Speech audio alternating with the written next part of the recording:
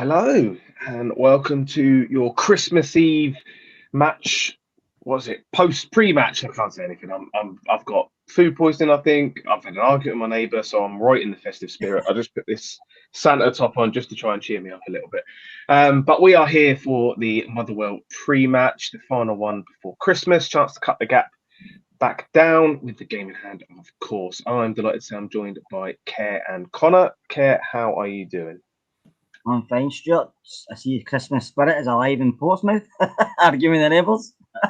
It's just about, mate. Just about. I was rooting for all the. I've got about 15 Christmas jumpers. The problem is, being Christmas, a lot of them have got a little bit of green on them. I was like, I don't want to jinx it, So I had to try and find one that is just red. Connor, how are you doing?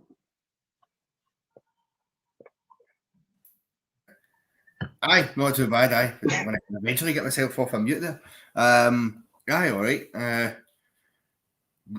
I mean, maybe no Christmas Eve and all that. Everybody's in the festive mood. I mean, I don't have anything like that right enough that I could have put on. To be fair, I'm never that festive, but it is the season, and hopefully, 3 points this afternoon. Yeah, I mean, I've got much worse than this, Stephen. Trust me, I've got some horrendous jumpers. That's not even the Christmas ones, but the Christmas ones are bad as well. Right, welcome to everybody in the chat as well. I can see some of the regulars in here as well. Hopefully, people are in the festive spirit today as we try and saunter to a 3-point victory, and of course, cut that gap back at the top and have a lovely Christmas for everyone. I am just looking for my team. Here it is. So the Rangers starting 11, which I'm going to run down the bottom of the screen. Jack Butland in goal, back four of Tavernier, Goldson, Balogun and Ridvan. Looks like a midfield three with Sterling back in there, Kieran Dow and Todd Cantwell, McCausland and Seamer out wide with Cyril Dessers up top.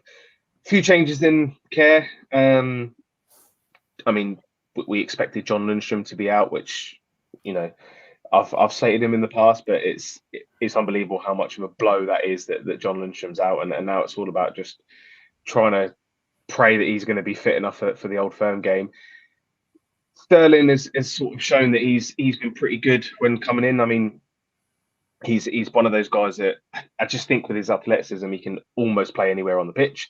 But he's been very impressive in the midfield, and it's another chance for him to sort of stamp down the spot. I mean, it's that problem, isn't it, where you get, when you're almost a utility player, you don't really have that natural position, so it's hard for you to nail down a position. But at least until, I mean, depending on how much surgery Philippe Clement is going to be doing in January, he's got a real chance of putting down a first team spot here for the midfield going forward. He has, because he's never let us down. When he came in and played there, and you see he's got physicality, he can get box to box, he can pick a pass as well, and he reads the game very well for a big guy. He's got really good awareness.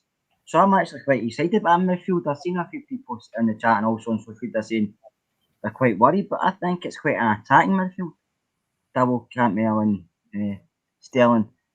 And Motherwell's on the greatest side, and I know it will be difficult today, it's always difficult down there, but with the players there, with the forward line they've got, and they've got a back four, but apart from maybe Bournemouth, I'm used to that back four as well. So the team looks fine for me. I think it looks very attack-minded, and I'm looking forward to the game. Yeah, Connor, I mean, it is a good point. Listen, we're quite threadbare. We know this, but injuries galore. It's been a problem for a couple of years. The injuries, Clement, pretty much one of the first things he pointed out when he came was his sort of disappointment in the injuries and the lack of facilities. Not that we have, but the lack of facilities that we seemingly use to treat injuries and to prevent injuries. So it's probably even more frustrating for him that we've added a couple more to that list since he's come in. But like Kerr said, it actually is quite an attacking midfield. We all say, we always talk about we don't want the two defensive players in the middle of the pitch in the league games. And today you haven't got that. You've got Dow and Cantwell, who are both attack-minded. I mean, Cantwell's got a proper engine on him, so he can definitely get involved in the middle of the pitch. Maybe a bit of a fear if he picks up an early yellow. But it's like Kerr said, it is a very attack-minded midfield, albeit maybe forced, but very attack-minded. Yeah, it certainly is that. And I mean, it'll be interesting to see how it all sort of unfolds with that, because as you say, you know, it is enforced in a lot of ways, but I actually don't mind the look of that midfield. You know, Sterling, I think, he's been doing a sterling job. You know, he's been doing fine for me since he came in the midfield. Dow, you know, there seem to be a few people that were enamoured by him in the St Johnstone game. I personally didn't think he had a bad game against St Johnstone. I think it was okay.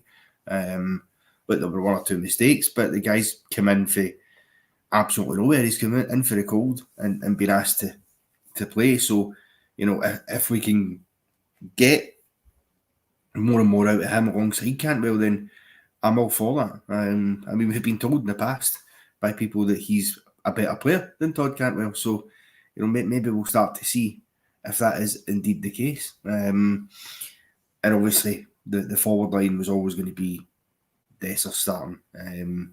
The one thing we can't afford today, and it is possible because Motherwell are a physical side, we can't afford to lose anybody else. We really can't.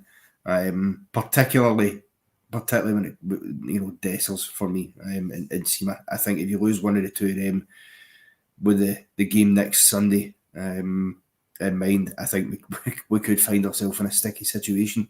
So, you know, don't get me wrong though. I mean, I did hear that there is maybe half a chance that that Lunny could be back to play some part in the Old Firm, which would be important if we could get him back. So I think that's probably the big thing about the day, is just get through it unscathed, get the 3 points and get back up the road. I mean, ideally, I'd quite like us to be in a comfortable enough position that in the second half, with maybe half an hour, 20 minutes to go, we can bring on some of the younger guys and give them some game time and rest some players, because you do have Bailey Rice, you know, mentioned by a lot of us on this channel all the time. But it'd be nice to see him get a chance. We've seen Feco, for example, we've seen him play before. If you wanted to do that, you know, so the options are there. Obviously, you do have the obvious candidates with Scott Wright and Matondo sitting there on the bench, who, for my money, are probably the first two changes that Philip Clement makes today when he feels he needs to. Yeah, plenty. I mean, listen, plenty to catch up on here. What was it? So, Williamson either played Suter in midfield, dropped Cantwell, played Dow further forward. I mean, Suter's an option. You know, he's certainly not it's a position he's played in his younger days anyway, so he's more than capable of stepping in and maybe being that anchor in midfield. Whether or not that's we don't take that risk because we haven't got a lot of options at centre back, so maybe he's just sort of keeping his cards close to his chest on this one. Yeah, listen, I wasn't even going to mention a potential injury today, but Connor just went two-footed straight into it. So hopefully, if anything happens, it's Connor's fault, just so we know. What else have we got here? I was Connor himself that mentioned it. Bailey Royce on the bench then, Kerr. I'm just glad that Clement has, you know, he's not even been in the squads lately. Clement has mentioned the step up between the B team and the first team. But it's good to see that today, at least, I'm fully expecting him to get minutes, because it's the unwritten rule, right? Bailey Royce is scoring if he comes on. He has to, because he used to play for Motherwell. It's got to be the only reason he's there. But it's outside of Bailey Royce being a natural midfielder, there's not really much else. And we've already got sort of two attacking midfielders in that midfield three. We've got a defender / utility player in that midfield three. So it really is bare bones in there. That's up to Bailey Rice to show it in training and show it to manager he's worth a spot. And listen, if he gets a chance, no doubt he will. But he will get his chance eventually, I think. Clement's just taking his time with him. I think Clement's showing if guys are going to prove himself in training, he'll give you a chance, just like Ross McCausland, who's come in, done really well. He's not really been out of side since that, so I think the manager will give these players a chance, but they have to prove themselves.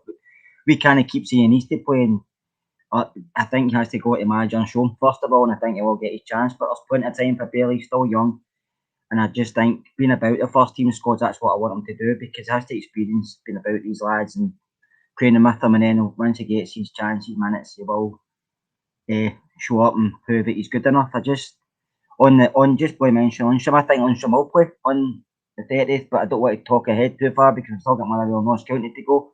But I think John will just get a rest for 2 days, like you say, Stuart. I mean, I'm one of his biggest critics, but he had been playing well since come in, so I think they will rest him for these 2 games, and I think he will put him back in. He may not be 100%, but I think John Lundstram's one of these players who will play through the pain barrier, whereas other players don't.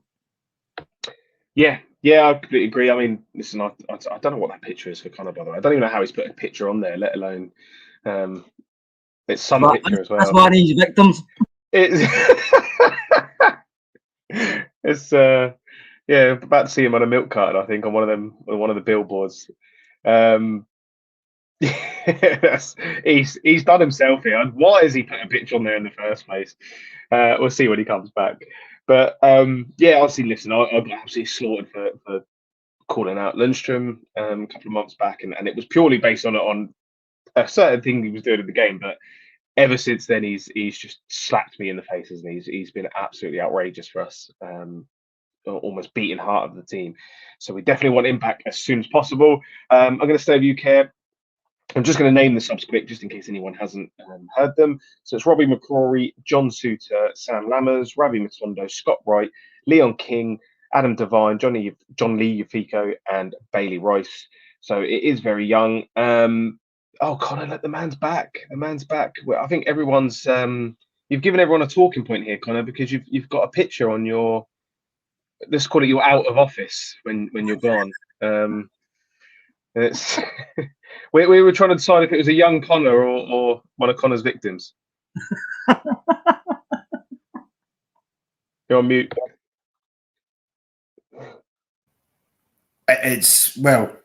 Firstly, I didn't realise that picture was there.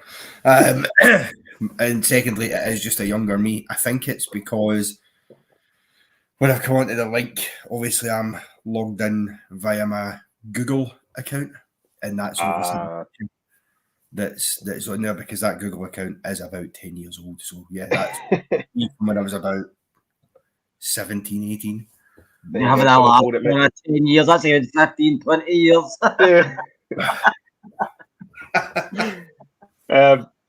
Yes, okay, sorry. Let's just stay with you then. It is a very young. I mean, players we've seen before though. I wanted to bring up this comment, and I've lost it because Connor did that, and then all the comments went crazy for Connor's picture. Here it is, Stephen Gillespie. If we are doing well, do we see Lammers at 9? For me, the lad's hiding, not so many places to hide at 9. Might spare him on, and what he could do with a goal. Now, he is capable of playing up top. He's not like naturally a number 9, which I think a lot of people were a bit worried when they saw his goal record before he comes. So maybe still a bit worried because even as a number 10, he probably should be chipping in with more goals. Is it something you would try? I mean, maybe we even get forced into it, but do you think there's another option outside of, we maybe push Seema through the middle, but then do we lose too much out on the wing if we do that?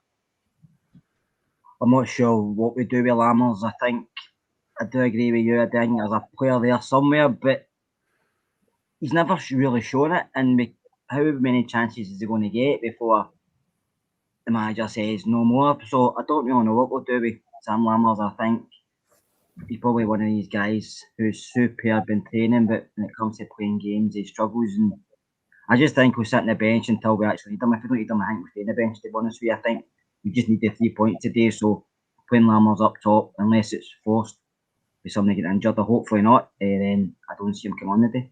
But I could be wrong.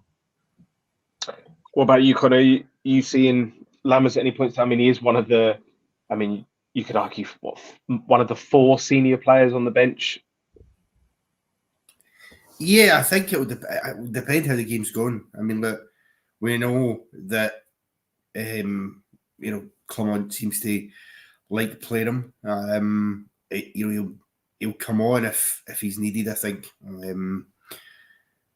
it's tough though, because I think if it's a tight game and it's 0-0 or 1-0, and it's sort of nip and tuck stuff from us, with all due respect to Sam Lammers, he's never the guy that you see getting warmed up, ready to come on. You think, right, yeah, he's going to change the game for us here. That's the move we need to make. If anything, I I have more of that feeling when I see Scott Wright coming on, for example. Just because the pace he's got and his ability to just carry the ball and actually, I think he's a bit better at that than Lammers. But I'm hopeful that we won't see Lammers today, because I think if we don't see Lammers today, it's because things are going really well and we don't need to use him. But we'll certainly see. I mean, he's got. I do think he's got something there. Sam Lammers. I think there's a bit of quality in him, but he just can't seem to. He can bring a ball down well, and then his distribution's poor, or he just has moments, flashes of brilliance. If we could get that out of him all the time, I think we'd have a good player on our hands. Right now, we don't quite have that. The irony is, just as I'm saying that on my television screen, up pops Scott Arfield, who I would not mind having on that bench today at all. So, yes, definitely. I mean, you can't teach that sort of timing Scott Arfield had, could you? The late runs into the box. I put the wrong one up there. Bobby, what time's the game? The game is 12 o'clock kickoff, Bobby. So we will finish up in about 20 minutes or so. So give everyone a chance to get off for it. I've seen loads going on about Bobby Madden saying something about Rangers getting a lot of penalties. I haven't seen it personally, but we do get all the penalties, so that's tough break, Bobby, unfortunately for you. Some interesting records today, then, Kerr. Motherwell are winless in 56 league meetings with Rangers. Rangers are unbeaten in 28 league visits to Motherwell, and if you think I'm about to jinx it, I'm about to flip it on its head. Rangers last won an away game on Christmas Eve in the league in 1949. So, listen, what are we thinking today? What's the is this going to be a battle? Is this going to be a nice early goal and we're going to cruise it? What's your overall thoughts, Kerr? Overall thoughts are, why are you and Connor on this pod? You're both are jinxed injuries and you're jinxed the result. It will be tough. It's always tough at Motherwell, but listen, you do said we've got quite a decent record there. So listen, if we play the way we can, we should win. But we just take this game at a time, like Big Phil always says, and we just get through this unscathed and get 3 points and get back up the road. That's all I'm looking for. I don't really care if we play well, we don't play well, but I just want the 3 points, Stuart, and up the road. Fair play, can't argue with that. Paul was saying that Madden said McCauston cheated for his pen. It's a tough. I don't think he cheated. I think it was a bit of a dive, and I guess you could say dive cheating. I think he was expecting the contact, and that's when he sort of started going down. That said, it wasn't a penalty. I think everyone agreed at the time it shouldn't have been a penalty. I don't know why it was given, but equally, we also had a perfectly good goal ruled out in the same game. So it swings and roundabouts sometimes. It's great to see all that stuff coming out every time we go to play him, doesn't it? Every time we go to play him, it comes out. It's just you could put your mortgage on it and it would happen. Do you know what I mean? It's a farce. Football's a farce. We've still got Didier Agat to come out and say that his house was torched or something. So we've got plenty to go between now and the Old Firm game. So I'm just looking forward to seeing what comes out this year. They've got to be running out of stuff. Heather Sanders, yes, it is. I've even got the little belt buckle and everything. Look at that. So it was. I said earlier, I couldn't put anything green on, and most of my Christmas jumpers have some sort of tree on, so I didn't want to jinx it. There we go. What else have we got then in today? So Clement has had a little chat with BBC. I don't have the clip just yet, so I'll just read it now. He said the rain is not a big problem because it's a good pitch. The wind can make it more difficult to have a good passing game, but we have to adapt. We're not busy with gaps at the top. We're only busy with ourselves and what we need to do on the pitch. Then we can start looking at others at the end of April and the beginning of May. Clement also said that he doesn't have confirmation yet on how long Jun Lundstrom and Kemar face out. Connor, I mean, it's hard to break that down too much. I mean, he's just saying what sort of needs to be said there. You're not looking too far ahead, one game at a time, just in different words, sort of. Yeah, pretty much. That's the size of it. Obviously, he's got a different way of putting it, but it is basically just a case of one game at a time. And to be fair, right now that is all you can do at this moment in time, especially with the injury issues we've got. Because he might not know 100% from game to game what players he's going to have fit and not. As we said earlier, you know, Lundstrom's no fit today, could be back for the Old Firm. I don't know what the status is on guys like Raskin and others, and Tom Lawrence and all the rest of it. You know, so you know, sometimes you're caught by surprise and you see a name in the lineup that you weren't expecting, and you go, where's he came from? You know, so these are all the things that he's having to deal with. So he can only go on a game at a time. And to be fair, so far that approach seems to be working. You know, that your next game is always your biggest game. Today, huge game. You know, they finally managed to get a win yesterday. So, you know, that means we now need to make sure we get 3 points and keep that gap at 2. Because if we can keep that gap at 2 points going into the game next Sunday, we get a chance then to go top of the league with a game in hand. That is the ideal scenario. Even if we didn't win, even if we drew, again, you're 2 points behind with a game in hand. So it takes some pressure off of us in terms of, you know, we would know we can go into that game, make sure we don't get beat, and it's all within our control. But that's, you know, on the basis that we get the job done this afternoon, and then we take care of Ross County midweek, which we realistically should. But again, you know, you don't know what's going to happen with injuries and who's back, who's not. We'll need to wait and see. I just hope it doesn't come back to haunt us, because I'm always weary when you're at this time of the year and you've got that game on the horizon and you're dealing with all these injuries. I mean, they use it as an excuse all the time for why they have problems, but their injury list is nowhere near that compared to ours. They've got 99% of their squad fit. We don't. So, you know, you're needing players to step up to the marking. I'm sure enough that certainly the starting lineup they've got today can do that. And it gives guys like Dowell the opportunity to go and prove himself as well, which is what you need. Because if he's going to make a claim to stay at Rangers beyond either January or the summer, whenever Clement looks to offload him, then he's going to have to do that by performances on the park.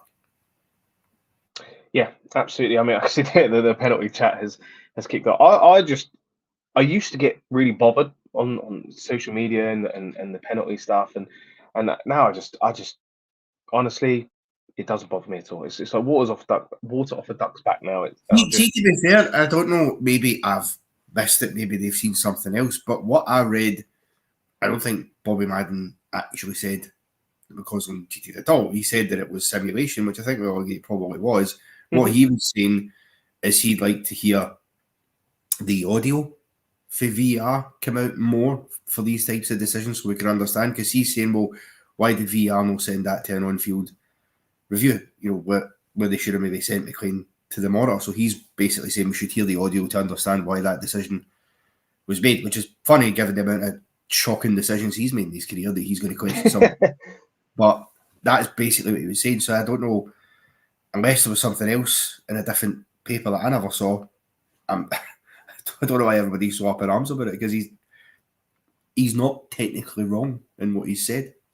No, I mean, listen, I agree with that. I wasn't necessarily talking about Bobby Madden. I was talking about that lot on social media who will take that Bobby Madden clip or something out of context and use it as a rod to beat everyone, all the refs down with how they help Rangers out. You know, you're never ever gonna win an argument against stupid. It can't be done. So, you know, that they can move the goalposts as much as they want, and that's when it stopped bothering me, to be honest. You know, when it was that we had the most penalties, all of a sudden they had more penalties than us. Then it was we don't concede penalties. Okay, we concede penalties in the League Cup, which we will prove you would say is more harmful to a team to concede penalties in a cup game when it's a one-off tie. Then it was, oh yeah, but what about the penalties you get in big moments, or what about the penalties you get in 0-0? What about the penalties you get at 1-0 down? And it's always going to be that they could have everything in their favor, and they will find some small thing to try and make it look like it's a conspiracy. And honestly, we've said it a million times. It's got to be the worst conspiracy on the planet, because we we have not won anywhere near what we should. So, you know, people should be getting sacked if it is a conspiracy, because we've not got enough trophies to show for it, basically. So moving back to the game slightly, then, Kerr. conspiracy really took hold at Ibrox, didn't it, when we got a legitimate goal chopped Yeah, off exactly. because Lagerby kicked Dessers in the back of the leg. I mean, it swings and roundabouts. These decisions go for you, they go against you. The problem is that people see this stupid record because we've not conceded a penalty in the league. And there are other competitions that you play in. The last time we conceded a penalty was actually just the other month when we played Hearts in the Cup. And the Diddy, whose name I won't even mention, who was writing about that, accepted that penalty had happened, but then went on to say, but there were 3-0 up at the time. So it doesn't count if you concede a penalty when you're winning. These people want you to... They don't want Rangers to concede legitimate penalties and that. They want Rangers to concede penalties at 0-0. They want Rangers to concede penalties at 1-0 up, and they want us to drop points because of penalties. That's all it is, and that's all it'll ever be, which is fine. You want your rivals to drop points, I get it. Don't have to make it a conspiracy. It's absolutely fine. So, Kerr, just moving on a little bit on to Motherwell as well. They're in a bit of struggle at the moment. Kettlewell is, I can't remember, is it Ian that pretty much in our prediction league? He's in the chat, so he can probably confirm every single week in the prediction league. And I don't think he gets more points for this, but he predicts Kettlewell to be sacked after every single defeat. I think he's got a little bit more of that time there personally. But when you look for the team, it's, Scottish, it's SPFL, putting it not comparing it to our team, but comparing it to the standard of the league. It's not a bad team, and players like Slattery always have a good game against us. I don't think Mugabe's great, but he's a big old presence in both boxes. And Biref, the striker on loan from Arsenal as well, is looking pretty tasty this season. So it's not something that, and I'm not saying we ever would, but you can't count your chickens in games like these, because it's almost harder coming to these games where they're literally scrapping for every single point for a manager under pressure.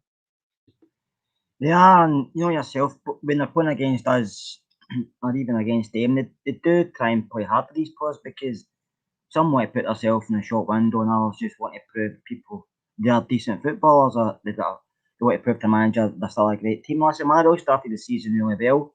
They've had a wee bad spell, but I don't think Kettlewell will be sacked. I think he will get time to turn it around. And you say they have got some decent players on their team, so it's not going to be like we're just going to turn up today and get 3 points. We'll have to work for it. We'll have to play well, and we'll have to. They will make it physical at times. We'll have to do the same back. As long as we leave Fir Park at the end of the day with the points in the bag, I'll be happy. But Motherwell will make it difficult. They always do. And listen, this is a game before Christmas. So they want their fans to go be happy, and Rangers will want their fans to go be happy. So a draw is not acceptable. So Rangers have to win this today for me, and I think they will. But I think it will be difficult. Stuart, I don't think it will be as easy as some fans are thinking. I think we will win, but I think it will be difficult. We need to win, because if we don't, they're going to ruin my Christmas, and by proxy, my kids' Christmas. So that's on you, Rangers. You best get this done today. Right, we just about picked the bones out of it. We'll let people get away a little bit early to get your Christmas drinks in, because it doesn't matter what time it is when it's Christmas time. You can have whatever drink you like. Let's get some predictions on the go. We'll start with Connor. Can you give me a score prediction and your first goal scorer, please? And if everyone in the chat could do the same, and we'll pop some up on the screen. I'm going to go for 2-0 Rangers, and Kieran Dow is the first goal scorer. Why not? Kieran Dow, first goal scorer, 2-0. What about yourself, Kerr? I'm going 2-1. I'm going Missima. 2-1 Seema. I've already forgot the team that's going down the bottom. I haven't seen Carrot. Is that a 2-1 as in we're 2-0 up? It's the 97th minute of 97 minutes, and they get a consolation goal. Because they get a penalty, it doesn't count, but aye. Oh. I haven't seen Caroline in the chat, so just for Caroline, I'm going to say 2-1 Connor Goldson, first goal scorer. I don't like saying 2-1 because honestly, I need, if Rangers could go 3-0 up really early and just settle any nerves, that'd be great. Even the St Johnstone game against 10 men, the longer it stayed 1-0, I was just thinking, please don't do this. Please don't do this. But it was fine. It was fine. And it will be fine today, I'm sure. Tap in also going from a cause and score from Peary. Craig is going 2-0 with Tav. I missed Ian's as well. Ian is playing with fire here. He thinks we're going to have to come from behind. So I think this might be a first ever in the predictions. predicting the opposition to score first. I've never seen that. So Ian's going to have blood on his hands or plates if that happens. Andrew 2-0 going with Seema double. Need goals today? Absolutely. 4-0 Rangers McCausland. 3-0 Jers Campwell. So that will be that. We will be back shortly after the game to discuss it and discuss hopefully cutting the gap to 2 points. And hopefully a bit of fun to end the Christmas season at least, before it's back to work just after Christmas. But we will join you very shortly after the game. Go get a drink, and we'll see you soon.